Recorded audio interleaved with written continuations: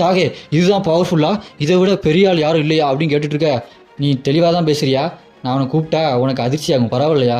நீ பரவாயில்ல, நான் அவன் கூட மறுபடியும் சண்டை போடணும் அப்படின்னு இவ சொல்ல, நம்ம ஹீரோவோ வெறு வெளியே வாடா, வெறு வெளியே வந்து நிற்பான். நம்ம ஹீரோவோ நான் உன்கிட்ட மறுபடியும் கேட்குறேன், நீ உறுதியாக தான் இருக்கியா? நான் உறுதியாக தான் இருக்கேன் அப்படின்னு அவன் சொன்னோன்னே, சரி பெரு சொல்லுங்க கிங், நான் என்ன பண்ணணும் அப்படின்னு பெரு கேட்டோன்னே, அவளுக்கு காயம் போடாமல் சண்டை போடு. சரிங்க கிங், இங்கே பாரு அவளுக்கு காயம் பட்டுச்சுன்னா உன்னை ஒரு வழி ஆக்கிடுவேன் அப்படின்னு நம்ம ஹீரோ சொன்னேன்.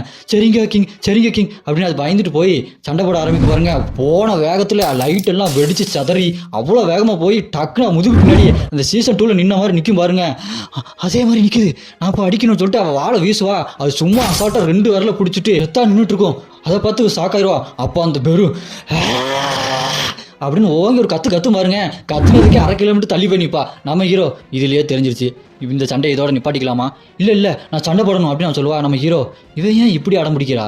அவன் அவ்வளோ பவர்ஃபுல்லாக இருக்கான், அவன் பிறந்ததே எல்லா அஸ்ட்ராங் கண்ட்ரி கொள்றதுக்கு தான், அந்த அளவுக்கு பவர்னு எல்லாத்துக்கும் தெரியும், இவன் ஏன் தேவையில்லாமல் அடம் பிடிச்சிட்டு இருக்கிறா அப்படின்னு ஹீரோ யோசிக்கிட்டே இருப்பான். இவ்வளோ டான்ஸிங் ஸ்கில் அப்படின்னு சொல்லிட்டு ஸ்வாட் டான்ஸ்னு ஒன்று ஸ்கில் ஆன் பண்ணிட்டு சண்டை போட டான்ஸ் ஆகிட்டே சண்டை போடுவா. அவளுக்கு குத்துறதுக்கு ஒரு சான்ஸ் கிடச்சிடும்.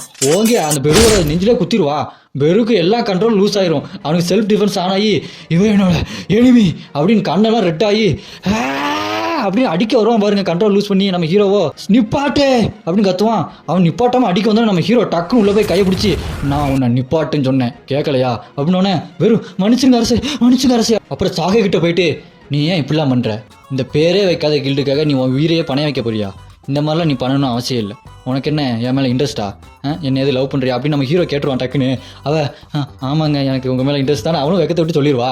அதோட இந்த எபிசோட முடிக்குது.